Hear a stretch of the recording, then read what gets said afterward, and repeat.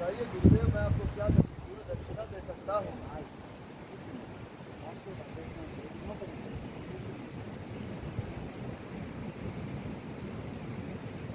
बताइए गुरुदेव, मैं आपको क्या गुरु दक्षिणा दे सकता हूँ?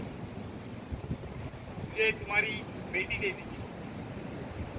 ये क्या बोल रहे हैं गुरुदेव आप? ये क्या बोल दिया गुरुदेव आपने? लेकिन अभी आपने ही कहा था कि आप कुछ भी मांगेंगे तुम दे देंगे घर। लेकिन गुरुवर आपको ये कहना शोभा नहीं देता गुरुदेव। अरे माइक ये आपको शोभा नहीं देता गुरुदेव। आप ही ने कहा था कि आप कुछ भी मांग लो तो दे देंगे, तो अब आप ही पलट रहे हैं।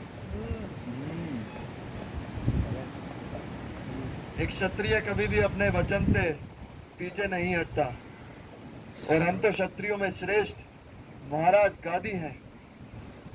हम अपना वचन जरूर पूरा करेंगे, लेकिन उसके पीछे एक शर्त है गुरुदेव, कि आपको बदले में मुझे 1000 सफेद घोड़े देने होंगे, जिनका सिर्फ एक कान काला होगा।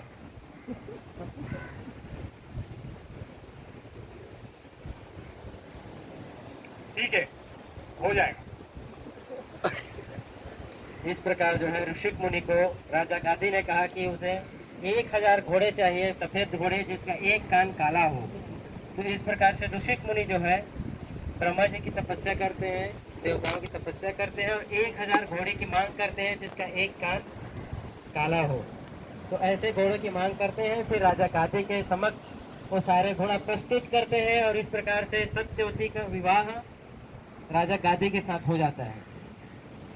और एक दिन राजा ऋषिक मुनि और ऋषिक मुनि और सत्यवती अपने आश्रम में थे,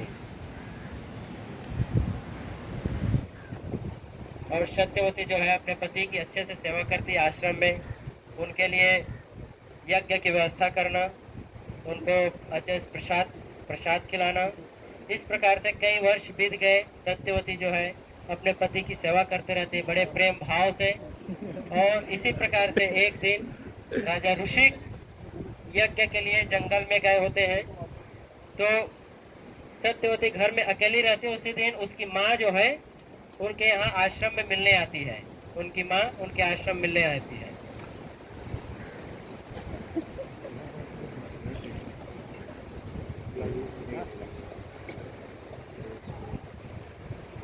कैसी पुत्री अच्छी थी, स्वामी की सेवा कर रहे हैं ना।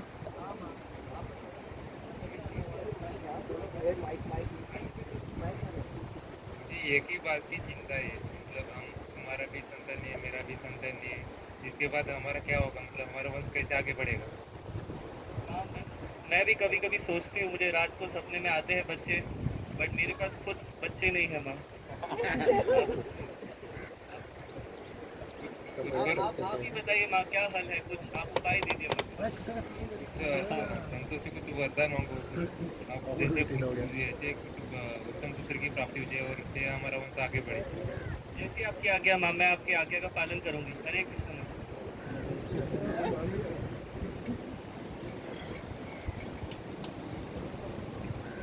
इस प्रकार से जो है दोनों माता और बेटी के बीच में वार्तालाप होता है कि दोनों के यहाँ कोई पुत्र नहीं है।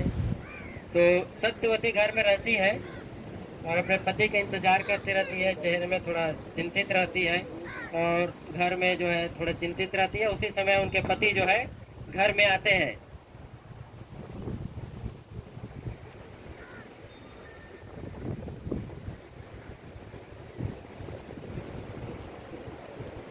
क्या हुआ, बहुत चिंतित लग रहे हो।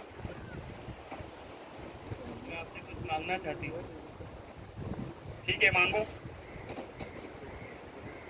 मेरी बहुत समय से इच्छा थी कि हमारे कोई संतान नहीं है, तो मैं चाहती हूँ कि मुझे एक संतान मिले। क्या आप मुझे संतान दे सकते हैं? ठीक है, तो ये रखो, ये फल है, ये आपको खाना है और ये आपकी माता को देना। ठीक है, याद रखना, ये 2 फल दिए मैंने आपको। ये मेरा है, ये माता है। ये आपका है और ये आपकी माता को देना है। ये मेरी माता है, ये मेरा है। नहीं, आप ध्यान से सुनिए। ये आपका है और ये माता को देना है। ये मेरा है और ये माता की। हरी बोल। धन्यवाद। इस प्रकार से जो है सत्यवती अपने माता के यहाँ जाती है दोनों फल लेकर के, लेकिन उनकी माता की बुद्धि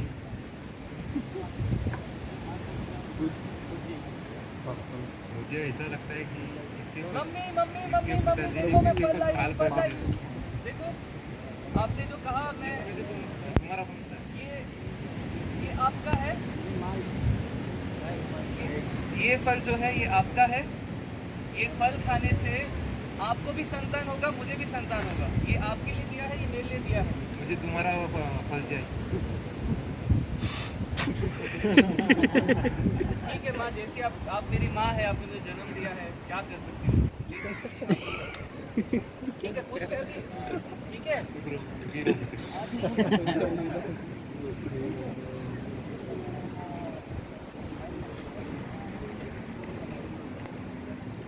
इस प्रकार से जो है उसकी माँ अपनी बेटी का फल खा लेती है और उसकी बेटी जो है जो सत्यवती है अपनी माँ का फल खाती है।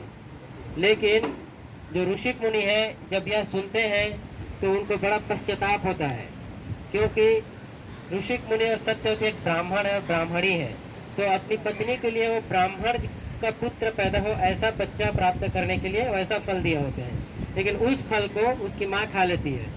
तो जब ये चीज़ ऋषिक मुनि को पता चलता है तो बड़ा पश्चाताप होता है इस अनर्थ के बारे में।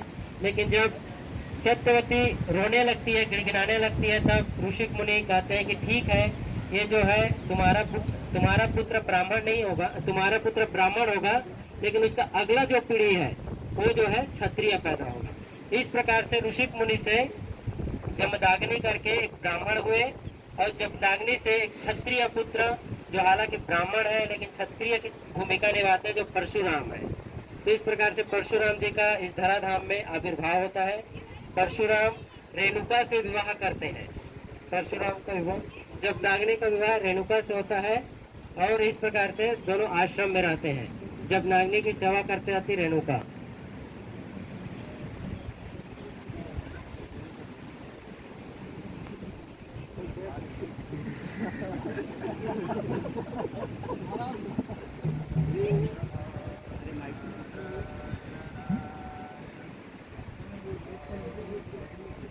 हरे कृष्ण।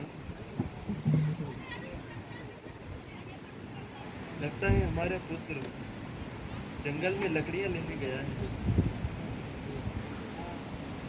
मैंने उसको कहा था कि मुझे यज्ञ करना है, तो जंगल में जाके हवन के लिए सारी सामग्रियाँ ले आए। ठीक है। इस प्रकार से जो है जमदाग्नि, रेणुका और परशुराम उनका पुत्र आश्रम में रहते हैं। परशुराम जो है धीरे धीरे बड़े होते हैं और वो क्षत्रिय, उनके में क्षत्रिय जैसी मानसिकता थी, तो शिव जी की तपस्या करते हैं शस्त्र प्राप्त करने के लिए। तो परशुराम जी शिव जी की तपस्या करते हैं।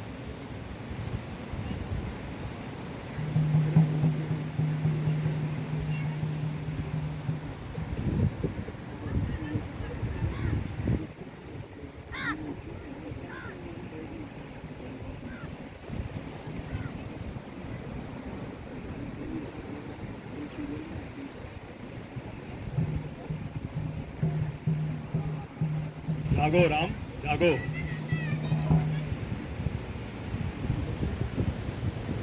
मैं तुम्हारी अकाल महादेव, शिव शंभो, शिव शंभो।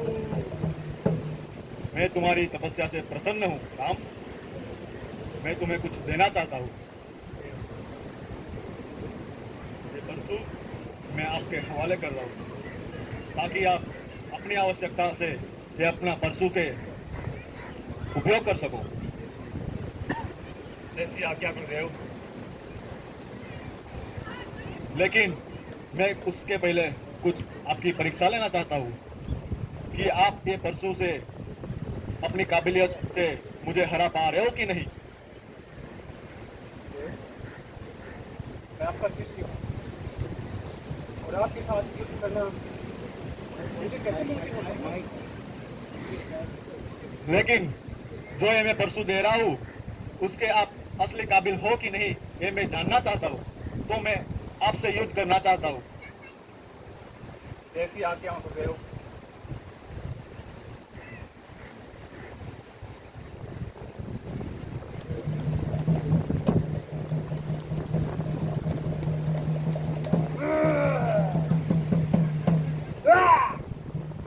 हरे कृष्ण। इस प्रकार से जो है शिव जी और परशुराम में बहुत घनघोर युद्ध होता है।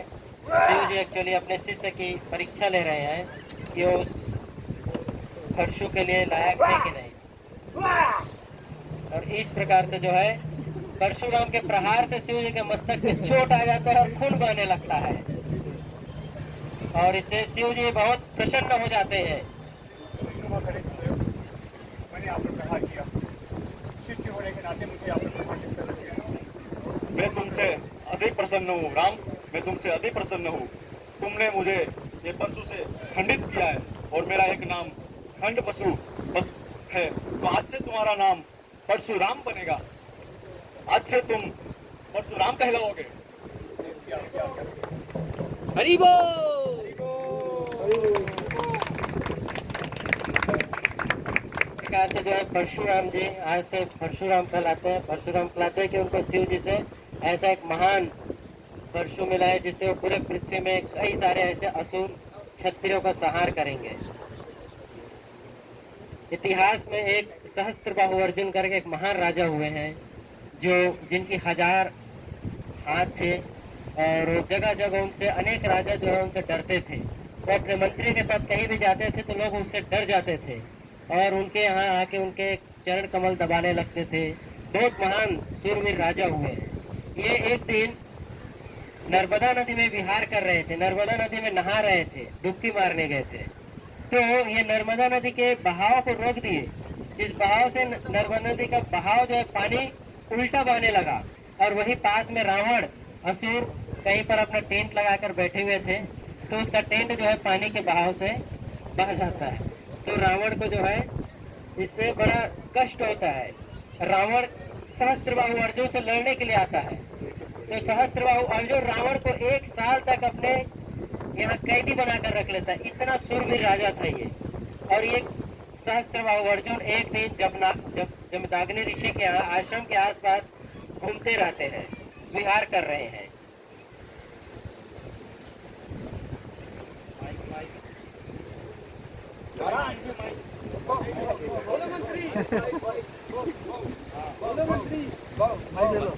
महाराज आप सब कुशल मंगल है मुझे लगता है। आज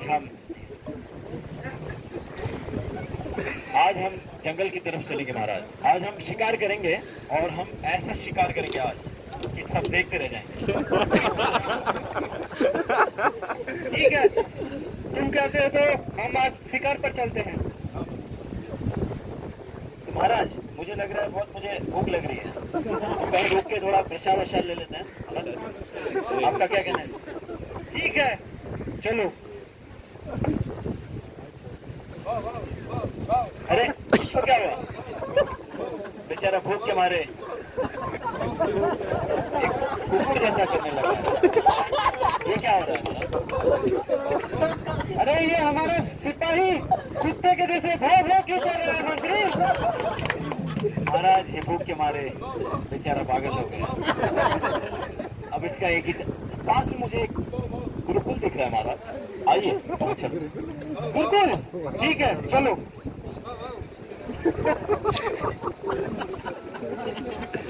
इस प्रकार से जो है सहस्त्रबाहु अर्जुन अपने मंत्री और सिपाहियों के साथ जमदग्नि ऋषि के आश्रम में पहुंचते हैं, जहाँ पर जमदग्नि ऋषि तपस्या करते रहते हैं, अपने मग्न रहते हैं भगवान के विचार में। और वहां जाकर वो भोजन की अपेक्षा करते हैं कि उनको जो है भोजन मिले वहां पर।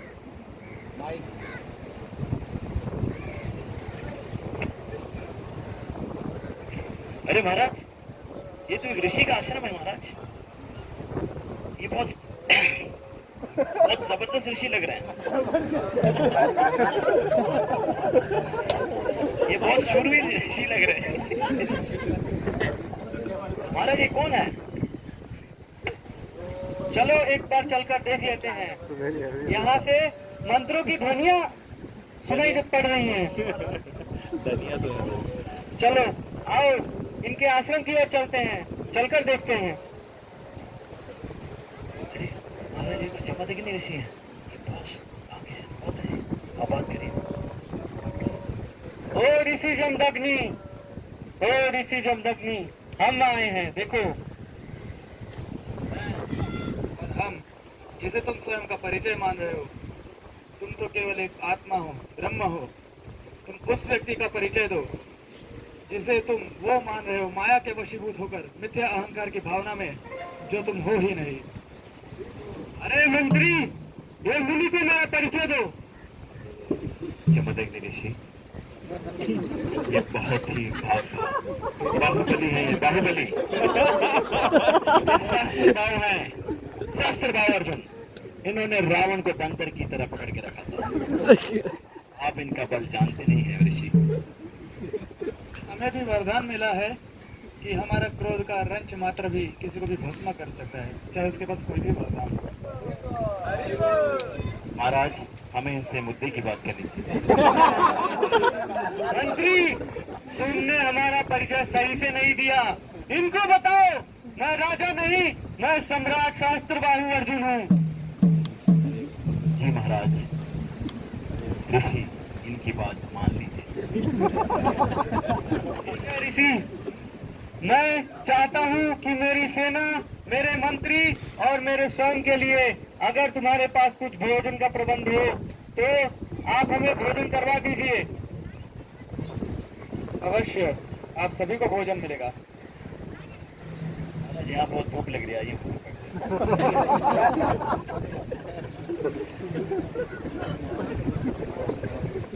महाराज ये 1000 लोग हैं, अरे ये कर पाएंगे? साधारण से ऋषि 1000 करोड़ों लोगों की कैसे भोजन प्रबंधन कर सकते हैं? ठीक है, बैठकर कुछ देर इंतजार करते हैं और देखते हैं क्या होता है। सिपाहियों बैठ जाओ। तो सहस्त्रबाहु अर्जुन अपने सारे सहपाठियों के साथ, अपने चेले चपाटी के साथ वहाँ बैठे रहते हैं और जमदग्नि ऋषि जो है भोजन की व्यवस्था करते हैं। प्रणाम माँ कामधेनु, मुझे और बहुत सारे भोजन की आवश्यकता है। मेरे घर पे अतिथि आए हैं, महाराज सहस्त्रबाहु, कांतिवीर अर्जुन और उनके मंत्री और उनकी संपूर्ण सेना। कृपा करें और भोजन प्रदान करें। धन्यवाद माँ कामधेनु। इस प्रकार से जमदग्नि ऋषि अपने कामधेनु से, जो एक इच्छा पूर्ति करने वाली गाय है, उसे हजारों सैनिकों के लिए भोजन की व्यवस्था करते हैं। और इस प्रकार से जो है मंत्री और राजा के कुबुद्धि काम करना शुरू करता है।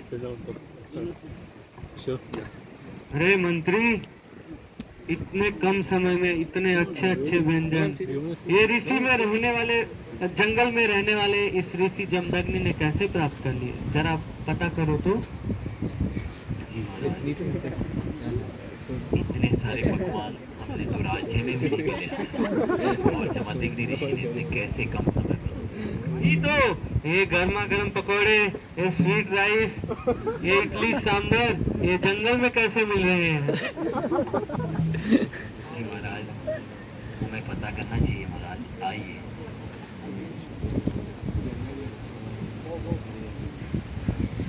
महाराज, मुझे दूर से एक गाय दिख रही है, काफी दिव्य है। आइए इनके बारे में पता करते हैं। ऋषि, ओ ऋषि जमदग्नि, इतने समय में तुमने इतने अच्छे अच्छे व्यंजन कैसे बनवा लिए हम लोगों के लिए? आशा है कि आपको भोजन अच्छा लगा होगा। और ये जो व्यंजन है, ये मैंने माता कामधेनु को प्रार्थना करके मंगवाए हैं आपके लिए। ये कामधेनु परम धाम वैकुंठ में निवास करने वाली सुरभि गाय की अंश है, जिसे मुझे देवराज इंद्र ने दिया है ताकि मैं यज्ञ आदि जो वैदिक क्रियाएं हैं उनको करके भगवान विष्णु को प्रसन्न कर सकूं। मत करो ऋषि, ये गाय आपके पास नहीं होनी चाहिए, ये तो हमारे राज्य में होनी चाहिए। ये गाय हमें दे दो। क्षमा करें महाराज, किंतु यदि मैंने आपको ये गाय दे दी तो मैं यज्ञ कैसे करूंगा, मैं लोकहित का कार्य कैसे करूंगा? आप मेरे मांगने से दो या न दो, मैं सीधे सीधे आपसे प्रार्थना कर रहा हूँ। अगर प्रार्थना करने से नहीं दोगे तो मैं इसे जबरदस्ती लेकर जाऊंगा। देखिए महाराज, यदि आप ये गाय ले गए और इसे अपनी स्वयं की इंद्रिय तृप्ति के लिए इस्तेमाल किया तो आपका विनाश निश्चित है। अरे ऋषि, शास्त्र पाऊँ इनके साथ कोई नहीं दिख पाया ऋषि, इनको दे दीजिए, इनकी बात मान लीजिए। मैं भी जमदग्नि हूँ, ऋषिक मुनि का पुत्र हूँ। मंत्री, ये ऋषि ऐसे नहीं मानेंगे। गाय को लेकर चलो और गाय के साथ उस बकरी को भी लेकर चलो।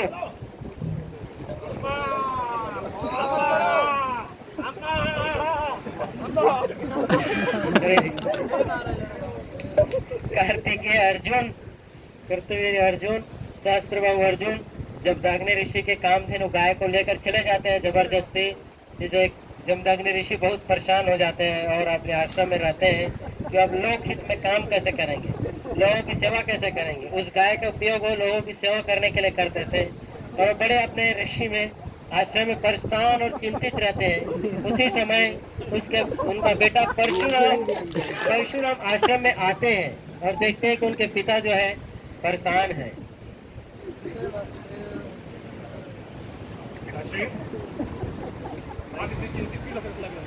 अरे परशुराम, तुम आ गए। परशुराम राजा सहस्त्रबाहु आया था, उसने मुझसे विनती की कि उसे स्वयं के लिए, उसके मंत्री के लिए और उसकी संपूर्ण सेना के लिए भोजन चाहिए।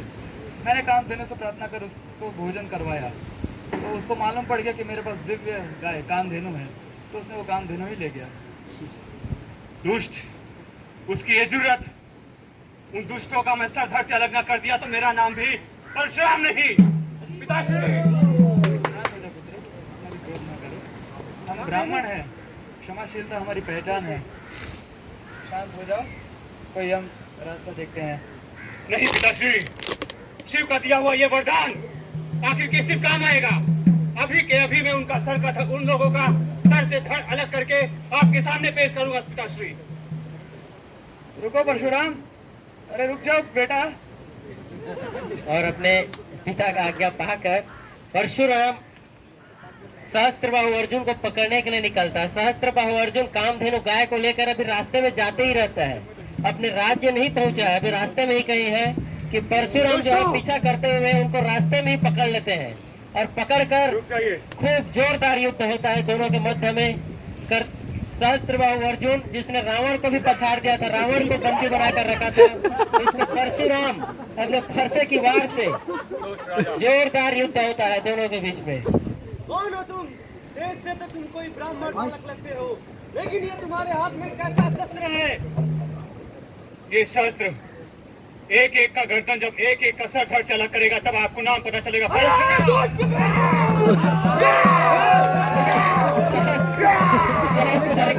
गाय को गाय मार दिया।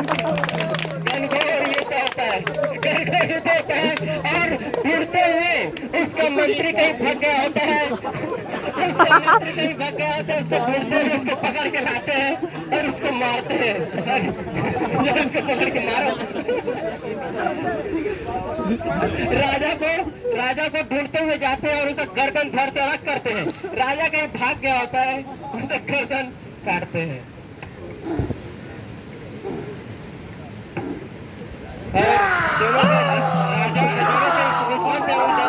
राजा के हाथ, राजा के पास 1000 हाथ है। 1000 हाथों को परशुराम एक एक हाथ को काटते जाते हैं तो सिर्फ